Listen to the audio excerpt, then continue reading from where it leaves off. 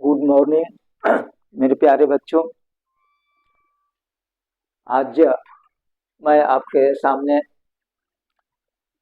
Class 11 का एक topic है, यानी चैप्टर 1 का एक टॉपिक है उपसमुच्चय, लेक्चर 5 है।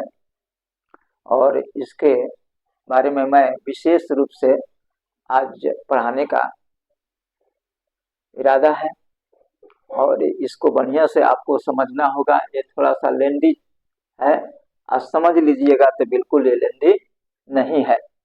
तो चैप्टर 1 टॉपिक जो है समुच्चय, टॉपिक उपसमुच्चय है। और उपसमुच्चय का जो डिफिनीशन है, यदि दो समुच्चय ए और बी, यदि दो समुच्चय ए और बी इस प्रकार हो कि ए का प्रत्येक अवयव बी का भी एक अवयव हो, ए का प्रत्येक अवयव बी का भी एक अवयव हो, तो ए को बी का उपसमुच्चय कहा जाता है। ठीक से परिभाषा समझ लीजिए। यदि दो समुच्चय ए और बी इस प्रकार हो कि ए का प्रत्येक अवयव बी का भी एक अवयव हो, तो ए को बी का उपसमुच्चय कहा जाता है। इसे लिखने का तरीका यह है कि ए उपसमुच्चय बी, या इस तरह भी लिखा जाता है ए उपसमुच्चय बी, दोनों समान ही पढ़ा जाता है लगभग। सांकेतिक रूप में इसे ऐसे लिखा जा सकता है x belongs to A, x belongs to B, तो ए उपसमुच्चय बी। जैसे आप देखिए ए आई ए का है और बी बराबर ए ई आई ओ यू है, तो ए और आई बी में से ही लिए गए हैं, यानी ए और आई बी में कंप्लीटली मिल रहा है, तो यह बोलेगा ए उपसमुच्चय बी। सांकेतिक रूप में इसे लिख सकते हैं A belongs to A, A belongs to B, तो ए उपसमुच्चय बी, या इज फॉर ऑल ए। ऐसे भी लिख सकते हैं I belongs to A, I belongs to B, तो ए उपसमुच्चय बी, या इज फॉर ऑल आई। तो इस तरह से यदि कोई उपसमुच्चय है तो और ए का टोटल एलिमेंट अगर बी से मिलता हो, तो ए जो होता है बी का उपसमुच्चय होता है। तो इसका आप स्क्रीनशॉट ले लीजिए और एग्जाम्पल से आपको मैं समझाता हूँ।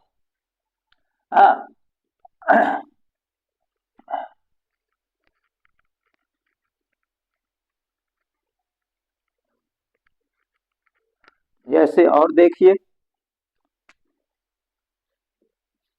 ए बराबर 3 4 5, बी बराबर 1 2 3 4 5, ए बराबर 3 4 5, बी बराबर 1 2 3 4 5। यहाँ आप देखिए ए के जो एलिमेंट है 3 4 5 बी में से मिल रहा है, यानी कंप्लीटली यह जो है ए का एलिमेंट बी में से है, ए का टोटल एलिमेंट बी में से है, तो ए बोलेगा ए उपसमुच्चय बी, ए उपसमुच्चय बी, ए उपसमुच्चय बी बोलेगा। इसलिए कि ए के टोटल एलिमेंट बी में से आया है, या ऐसे भी इसको लिख सकते हैं ए उपसमुच्चय बी। दोनों तरीका सेम है, लिखा जा सकता है। अब आप इसे सांकेतिक रूप में लिख सकते हैं, सांकेतिक रूप में ये हो जाएगा आपका, सांकेतिक रूप में हो जाएगा 3 belongs to A, 3 belongs to B, अर्थात इसको लिख सकते हैं ए उपसमुच्चय बी, या इज फॉर ऑल 3। इसी प्रकार इसको भी लिख सकते हैं 4 belongs to A, 4 belongs to B, हाँ, ये उप समुच्चय बी यानी इज फॉर ऑल 4। 5 को लिख सकते हैं 5 belongs to A, 5 belongs to B, ये उप समुच्चय बी इज फॉर ऑल 5। तो इस तरह से सांकेतिक भाषा में भी इसे लिखा जा सकता है। इसका मतलब कि ये दोनों एलिमेंट, तीनों एलिमेंट बी से ही लिया गया है, तो इसका मतलब कि ए उप समुच्चय बी है। फिर एक बार और भी एग्जाम्पल में आप देख सकते हैं, और भी एग्जाम्पल देखिए। हाँ,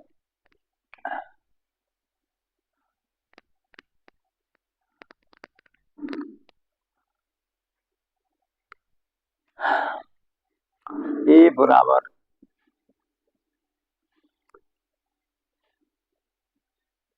ए B C D E F, D तक रहने दीजिए। बी बराबर A B C D E F G तक है। अब यहाँ भी देखिए, ए का टोटल एलिमेंट बी से मिलता है, ए का टोटल एलिमेंट बी से मिलता है। इसका मतलब कि ए उप समुच्चय बी या ए उप समुच्चय बी, दोनों तरीका से आप लिख सकते हैं, इसमें कोई दिक्कत नहीं है। और इसके सांकेतिक रूप में लिख सकते हैं,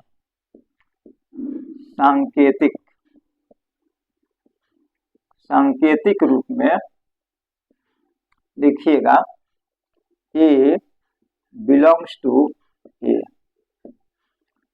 ए बिलोंग्स टू बी, यानी ए उप समुच्चय बी या is for all A.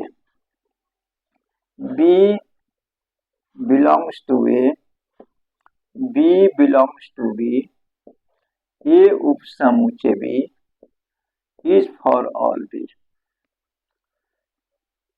C belongs to A, C belongs to B, A उप समुच्चय B is for all C. D belongs to A, D belongs to B, A उप समुच्चय B is for all D. तो इस तरह से मेरे प्यारे बच्चों, इसे ए उप समुच्चय बी समझ लीजिएगा। इसमें एग्जाम्पल हमने काफी दिया, आपको समझाने का भी कोशिश किया। हमें विश्वास है कि आपको ये बात समझ में आ गया होगा। इसका स्क्रीनशॉट ले लीजिए, थोड़ा देर मैं रुक जाता।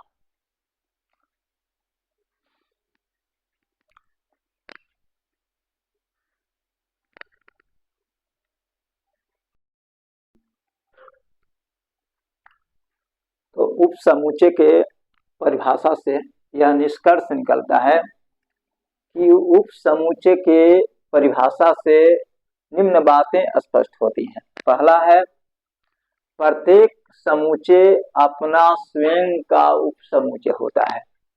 प्रत्येक समुच्चय अपना स्वयं का उप समुच्चय होता है। दूसरा है, रिक्त समुच्चय फाई में एक भी अवयव नहीं होता है, इसलिए रिक्त समुच्चय फाई प्रत्येक समुच्चय का उप समुच्चय होता है। फिर इसको देखा जाए, प्रत्येक समुच्चय अपना स्वयं का उप समुच्चय होता है। दूसरा, रिक्त समुच्चय फाई में एक भी अवयव नहीं होता है, इसलिए रिक्त समुच्चय फाई प्रत्येक समुच्चय का उप समुच्चय होता है। निष्कर्ष ये है कि प्रत्येक अरिक्त समुच्चय का कम से कम 2 उप समुच्चय होता है। अरिक्त समुच्चय माने उसमें कम से कम एक एलिमेंट जरूर हो, एक अवयव जरूर हो, तो उसका 2 उप समुच्चय होगा। जैसे ए बराबर 1 हो। अब इसका उप समुच्चय, तो उप समुच्चय क्या होगा?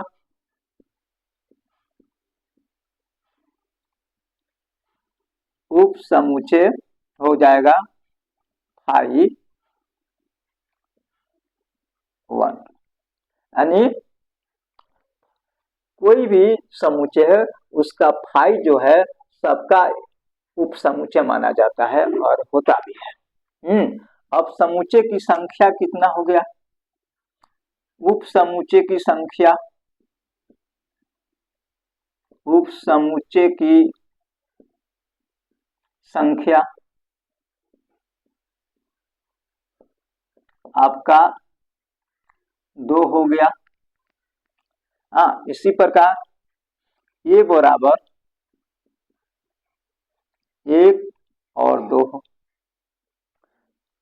ये बराबर 1 और 2 हो, तो उप समुच्चय कितना हो जाएगा?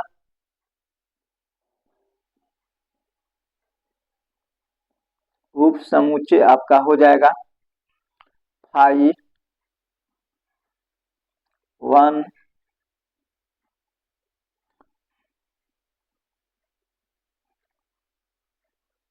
2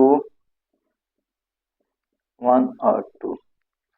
यहाँ आप देखिए उप समुच्चय की संख्या 1 2 3 4, यहाँ देखिए 2 है, तो उप समुच्चय की संख्या बराबर होता है 2 पर पावर ए। 2 पर पावर ए, यानी ए जहाँ है या यहाँ बी बराबर रहेगा तो बी लिख देना, ए रहेगा तो ए लिख देना, तो 2 पर पावर ए यानी 2 पर पावर कितने एलिमेंट है इस पर? 1, तो 1 यानी 2 पर पावर 1 हो गया। यहाँ देखिए 2 पर पावर ए यानी 2 पर पावर क्या है? इसमें 2 एलिमेंट है, तो 2 पर पावर 2 यानी 4 हो जाएगा। इस तरह से उप समुच्चय की संख्या होता है। और भी एग्जाम्पल देखिए और भी एग्जाम्पल देखिए, आपको क्लियर स्पष्ट हो जाएगा। जैसे ये बराबर 1 2 3, उप समुच्चय लिखिए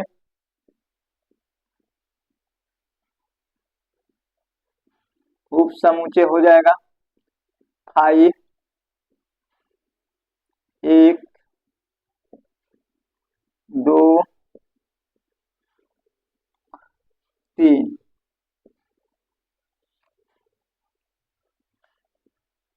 1 2 1 3 2 3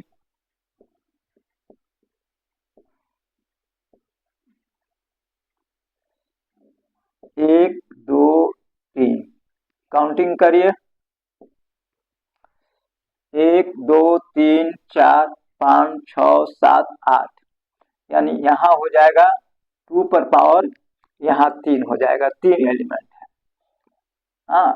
2 पर पावर 3 मतलब 8।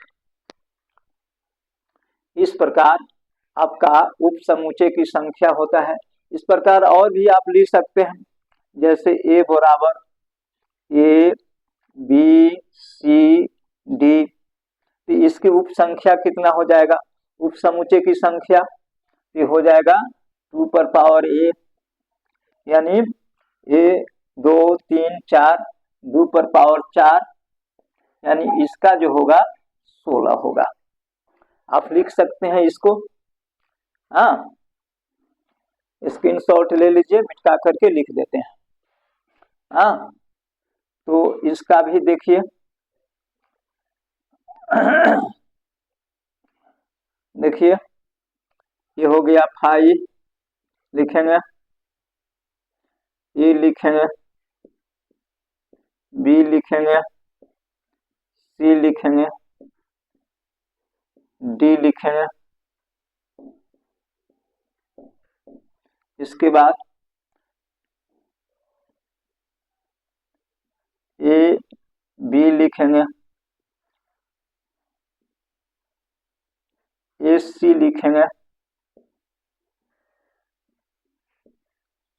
ए डी लिखेंगे। पुनः ए बी लिख दिया, ए सी लिख दिया। अब लिखिए बी सी लिखेंगे,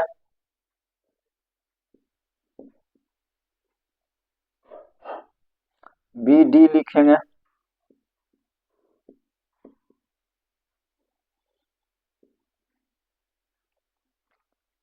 इसके बाद लिखेंगे डी ए लिखेंगे,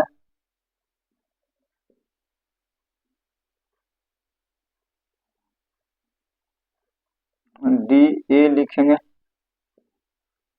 डी बी लिखेंगे, डी सी लिखेंगे,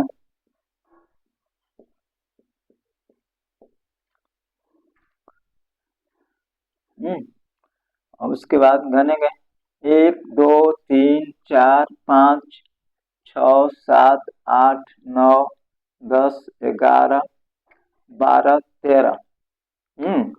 और ए डी लिखेंगे, ए डी है कहीं, ए डी बी सी है, बी सी है, ए डी है, अच्छा ए सी है,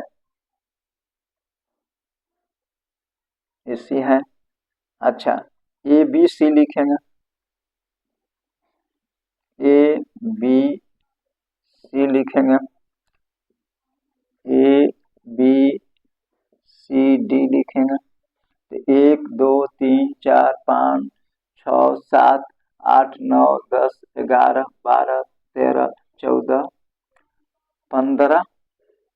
1 2 3 4 5 6 7 8 9 10 11 12 13 14 15 और एक हो जाएगा ए बी सी, ए बी सी हो जाएगा, ए बी सी डी हो गया, बी सी डी हो गया, बी सी डी हो गया। इस प्रकार 16 इसका क्या होगा, उप समूचे की संख्या होगा। इस तरह से आप जितना चाहे किसी भी अंक का जितना भी दिया हुआ हो उसका समूचे की संख्या लिख सकते हैं। प्यारे बच्चों इसे स्क्रीनशॉट ले लीजिए, स्क्रीनशॉट ले लीजिए।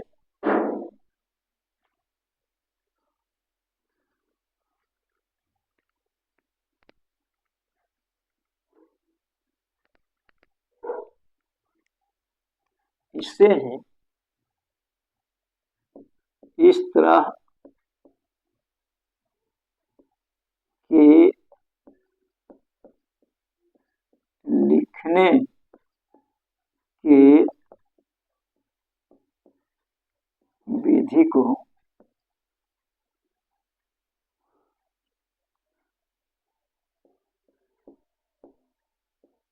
पावर सेट कहा जाता है, पावर सेट कहा जाता है। इससे पी ए द्वारा सूचित करते हैं। इस तरह के लिखने के विधि को पावर सेट कहा जाता है। इससे पी ए द्वारा पी पावर ऑफ सेट लिखा जाता है।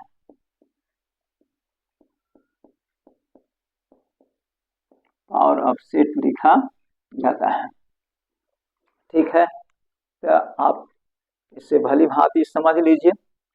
स्क्रीनशॉट ले लीजिए।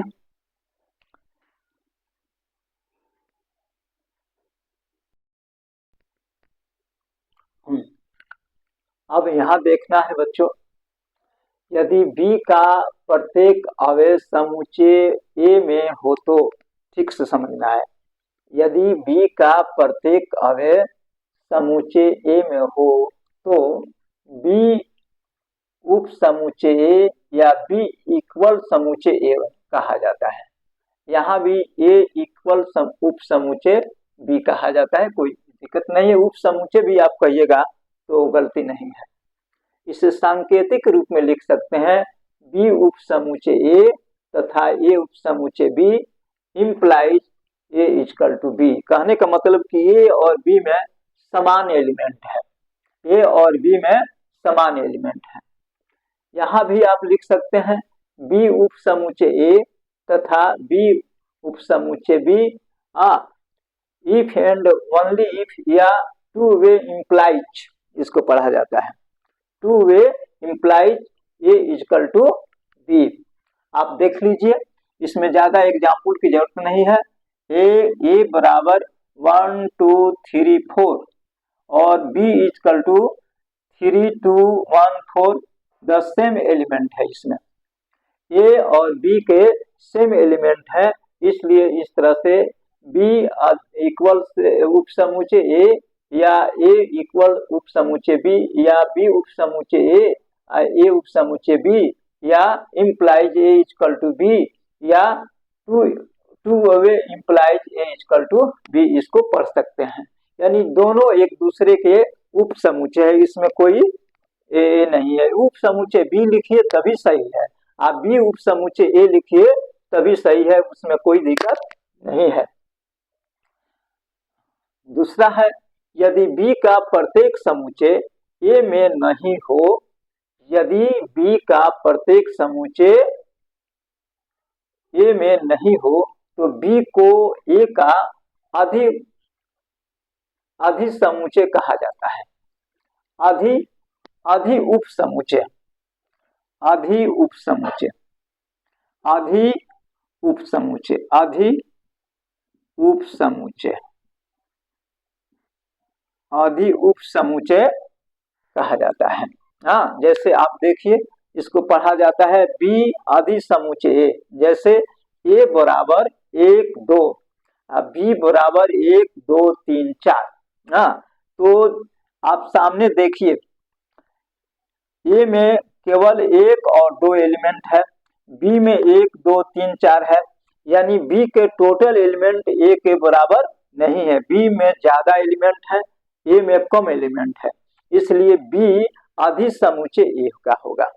बी अधिसमुच्चय ए का होगा। इसका अधिसमुच्चय का इस तरह से लिखा, अधिसमुच्चय, इसका नाम है अधि उपसमुच्चय, अधि उपसमुच्चय, इसको ऐसे पढ़ा जाता है, अधि उपसमुच्चय, अधि उपसमुच्चय इसे पढ़ा जाता है। तो मेरे प्यारे बच्चों, हमें विश्वास है कि आप इस टॉपिक को अच्छे तरह से समझ गए होंगे। बिल्कुल, हमें कॉन्फिडेंस है, ओवर कॉन्फिडेंस है कि आप लोग अगर बढ़िया से इसको देखते आए होंगे या पढ़ते होंगे दिल और दिमाग से, तो आप जरूर इसको बढ़िया से समझ गए होंगे और आप इसे जरूर लाइक भी करिएगा और सब्सक्राइब भी करिएगा। और मेरे ख्याल से ऐसा होना चाहिए आपके समझ में। तो मैं यहीं तक पढ़ा करके बंद करता हूँ। जय हिंद, जय भारत।